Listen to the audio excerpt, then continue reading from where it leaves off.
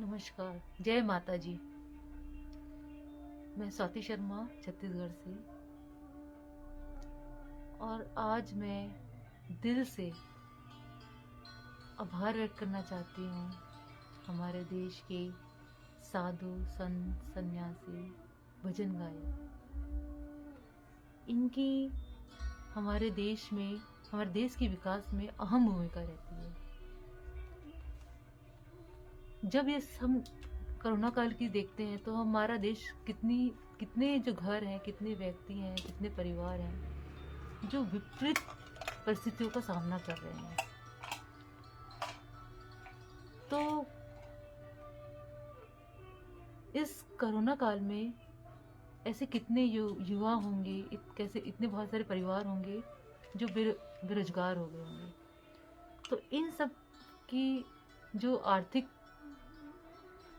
स्थिति से गुजर रहे हैं, तो इन सब में यदि कोई उनको उभार सकता है तो हमारा धर्म है, हमारे धर्म की बातें हैं जो हमें हमारे साधु संत भजन गायक पंडित इन्हीं सभी के उपदेशों के द्वारा प्राप्त होता है। तो धर्म, हाँ, जो हमारा धर्म है वो हमें बहुत अच्छे संस्कार देता है। तो मैं ऐसे युवाओं से अपील करना चाहती हूँ कि वो यदि इस स्थिति में है, अभी बहुत टेंशन में घिरे हुए हैं और इस कोरोना काल में हो सकता है कि उन्हें रोजगार भी था तो वो छूट गया हो। बहुत सारे ऐसे लोग हैं जो अपने घर लौट आए हैं अपना रोजगार छोड़ के। तो ये सब उनको विपरीत परिस्थितियों का सामना करना पड़ रहा है, तो वो उन्हें टेंशन लेने की जरूरत नहीं है। इस विपरीत परिस्थिति में वो क्या कर सकते हैं, वो यदि धर्म की ओर आकर्षित होंगे, अच्छी बातें सुनेंगे, अच्छी बातें पढ़ेंगे, तो उनका जो मन है, उनका जो चित्त है वो गलत दिशा में नहीं जाएगा। तो इसीलिए जो मैं हमारे देश की जो जितने भी साधु संत सन्यासी हैं वो बहुत ही अच्छा काम करते हैं, जो लोगों को धर्मों से जोड़ते हैं। जो व्यक्ति धर्म से जुड़ जाता है वो संस्कार से जुड़ जाता है। जो संस्कार से जुड़ जाता है उसमें अच्छे आचरण आ जाते हैं, उसमें समझदारी आ जाती है और वो गलत दिशा की ओर नहीं जाता है। उसके हाथों से कोई पाप नहीं होता है। जितनी भी विपरीत परिस्थितियां आ जाए लेकिन वो गलत काम नहीं कर सकता है। तो हमें धर्म से जुड़ना बहुत ही अति आवश्यक है।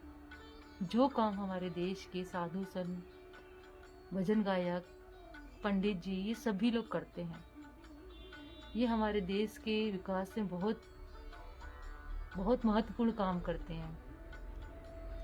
क्योंकि आज के इस कोरोना काल में इस तरह की बीमारियों के चलते बहुत सारे हमारे देश के परिवार, बहुत से व्यक्ति, बहुत से युवा कई बेघर हो गए हैं, कई बेरोजगार हो गए हैं। तो और इस विपरीत परिस्थिति में ऐसे भी कई असामाजिक तत्व भी होते हैं जो उसका लाभ उठाते हैं। असामाजिक तत्व क्या करते हैं कि उनकी इस कमजोरी का, जो आर्थिक स्थिति से गुजर रहे हैं, उनका फायदा उठा के गलत दिशा में उनको ले जा सकते हैं। तो इसलिए हमें इसलिए देश के ऐसे साधु संत सन्यासी और भजन गायक जैसे अनूप जलोटा जी जो इतने अच्छे भजन गाते हैं, तो ऐसे ही साधु सन्यासियों को सभी का मैं साधुवाद बोलना चाहती हूँ, जो हमें इतनी अच्छी दिशा की ओर ले आते हैं और हमारे जो मन को शांत करते हैं और हमें धर्म से जोड़ते हैं। हमारे देश में अभी, मैं छत्तीसगढ़ की निवासी हूँ, अभी आप पेपर उठाएंगे तो कितने जुर्म, कितनी घटनाएं देखने को मिलती हैं, सुनने को मिलती हैं। ये सब क्यों हो रहा है? जो ये घटनाएं होती है, जो ये गलत काम होता है, वो सब इसी कारण होता है कि वो व्यक्ति शायद धर्म से ना जुड़ा हो। इसी कारण वो व्यक्ति इस तरह की गलत घटनाएं होती हैं और वो गलत कर्म करता है। यदि हमारे देश का हर व्यक्ति धर्म से जुड़ जाए तो हमारे देश में अपराध होना कम हो जाएंगे, और जब देश में अपराध कम होंगे तो हमारे देश का विकास हो निश्चित ही है। तो हमारे मैं तो हमारे देश के जो सम्मानी जन है, माननीय जन है, जैसे कि हमारे देश के प्रधानमंत्री मोदी जी हैं, उनसे मैं अपील करना चाहती हूँ कि वो हमारे देश के जितने भी साधु सन्यासी हैं, सामाजिक कार्यकर्ता हैं, उन सभी को कोशिश करना चाहिए जितना अधिक सम्मान दिला सकें, क्योंकि जो हमारे धर्म से जुड़े व्यक्ति लोग होते हैं वो तो निस्वार्थ देश की सेवा करते हैं।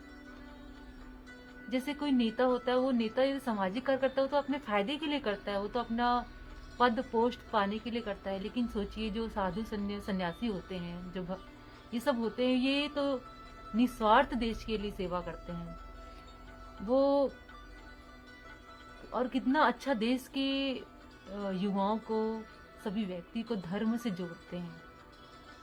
तो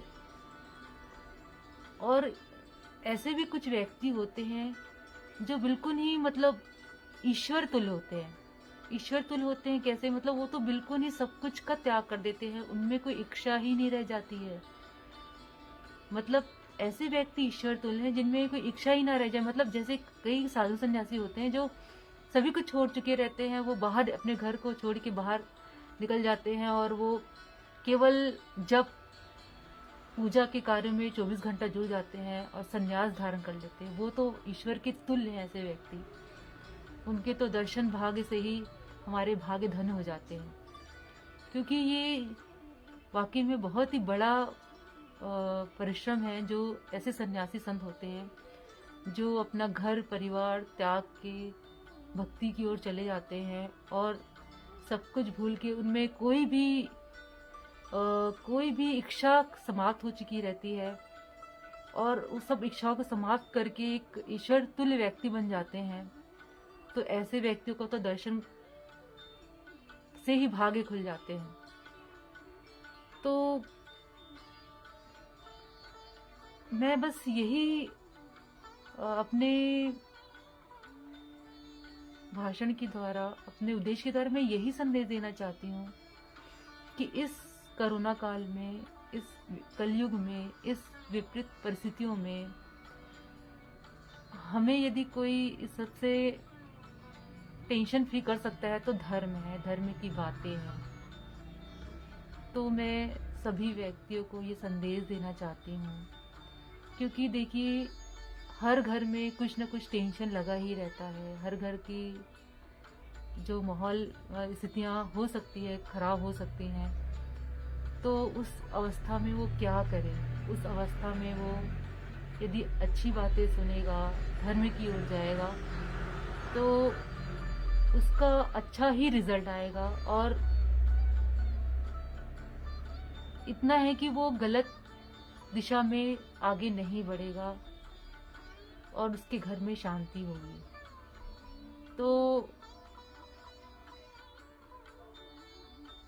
बस मैं यही कहना चाहती हूँ कि अभी जो हमारे देश के विकास में युवाओं की बहुत बड़ी भूमिका होती है, लेकिन आज इस विपरीत स्थिति में युवाओं को कई संकटों का सामना करना पड़ रहा है। बहुत सारे युवाएं हैं जो इतना पढ़े लिखे शिक्षित हैं, लेकिन उन्हें रोजगार नहीं मिल रहा है, उनके एजुकेशन के हिसाब से उन्हें नौकरियां नहीं मिल रही हैं।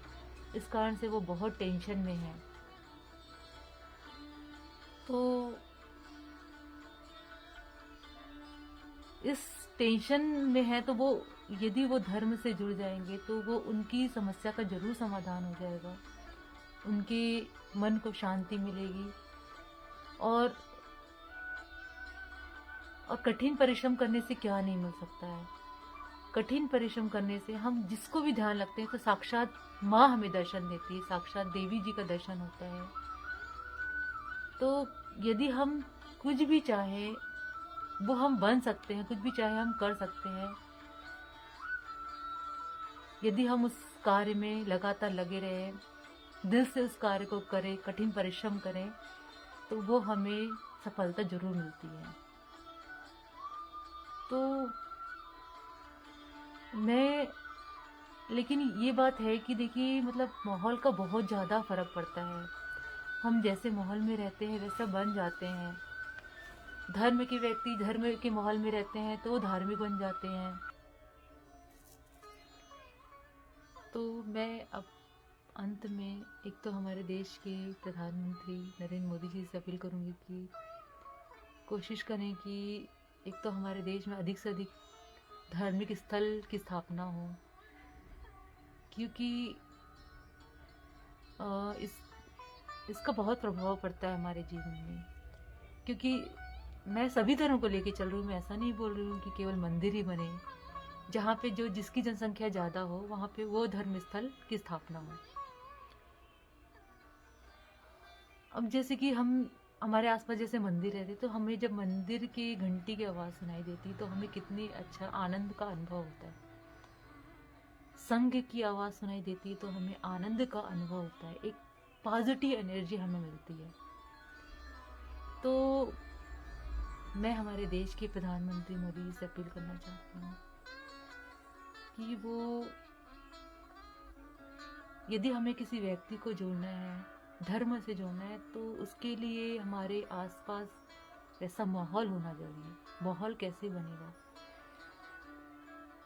माहौल ऐसा बनेगा कि हमारे आसपास यदि कोई धार्मिक स्थल मंदिर हो तो हमें एक पॉजिटिव एनर्जी की पूर्ति होगी। हम धर्म की ओर आकर्षित होंगे और धर्म की ओर जुड़ेंगे। हमारे देश की युवा हैं, उनको जोड़ने का केवल एक ही उपाय है कि अधिक से अधिक मतलब कोशिश यह करना चाहिए कि हर एक वार्ड लेवल पर एक मंदिर होना ही चाहिए, या जो वहाँ पे जनसंख्या ज़्यादा हो उस धर्म का स्थल होना चाहिए।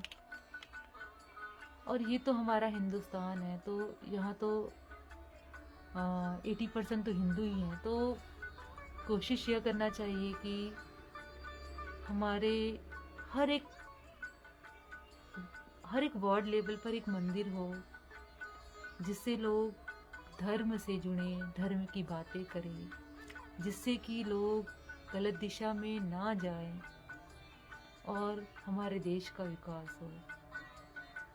तो मैं हमारे देश के प्रधानमंत्री जी से अपील करना चाहती हूँ कि वो हमारे देश में वार्ड लेवल पर मंदिर की स्थापना हो, ऐसा कुछ प्रयास करें जिससे लोगों को धर्म से जोड़ा जा सके। धर्म से जुड़ने से लोग गलत दिशा की ओर नहीं जाएंगे, इससे हमारे देश का विकास होगा